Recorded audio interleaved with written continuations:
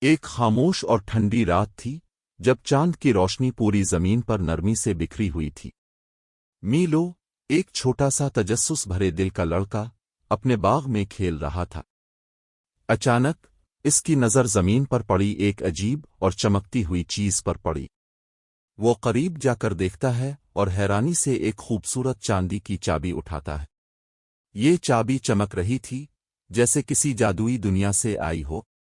میلو نے اس چابی کو غور سے دیکھا۔ اس کے دل میں بے شمار سوال اٹھنے لگے، یہ چابی کہاں کی ہے؟ اس تالے میں لگتی ہے اور یہ یہاں کیسے پہنچی؟ اگلے دن میلو اس چابی کو لے کر باغ کے کونے میں موجود ایک قدیم بلوط کے درخت کے پاس گیا۔ یہ درخت ہمیشہ سے پراسرار لگتا تھا، جیسے کہ اپنے اندر کوئی راز چھپائے ہوئے ہو۔ میلو نے درخت کے تنوں کو غور سے دیکھا اور حیرت کی انتہا نہ رہی جب اسے ایک چھوٹا سا تالو نظر آیا جو بالکل چابی کی شکل کا تھا۔ دل میں دھڑکنوں کے ساتھ میلو نے چاندنی کی چابی کو تالے میں لگایا۔ جیسے ہی اس نے چابی گھمائی، درخت کے تنے میں روشنی کی ایک کرن نکلی اور ایک دروازہ کھل گیا۔ دروازے کے پار ایک جادوئی دنیا تھی، چاندنی کی دنیا۔ میلو نے قدم بڑھایا اور اس دنیا میں داخل ہوا۔ یہ جگہ شاندار تھی۔ ہر طرف روشنی کے درخت تھے، آسمان میں تیرتے جزیرے اور چمکتے ہوئے ستارے۔ یہاں کے باشندے مختلف قسم کی روشنی سے بنے جاندار تھے، کچھ ستارے بول سکتے تھے، کچھ جگنو جیسے روشن تھے اور کچھ جھیل کی سطح پر تیرتے تھے۔ میلو کی ملاقات ایک بولتے ہوئے ستارے سے ہوئی جو اداس تھا۔ میری روشنی ختم ہو رہی ہے، ستارے نے کہا۔ اگر یہ روشنی بالکل ختم ہو گئی تو میں ہمیشہ کے لیے غائب ہو جاؤں گا۔ میلو نے فیصلہ کیا کہ وہ ستارے کی مدد کرے گا۔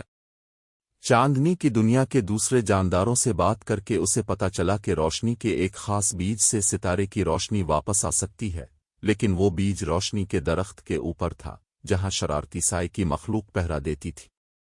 میلو نے ہمت جمع کی اور روشنی کے درخت کی طرف روانہ ہوا۔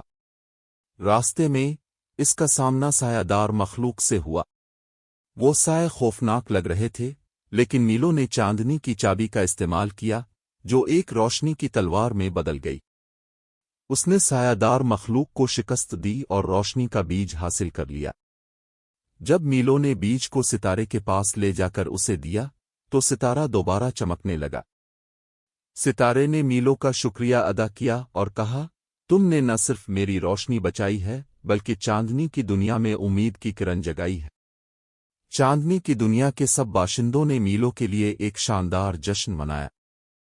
ہر طرف روشنیوں کا کھیل تھا، آسمان جگمگا رہا تھا اور روشنی کے گیت گائے جا رہے تھے۔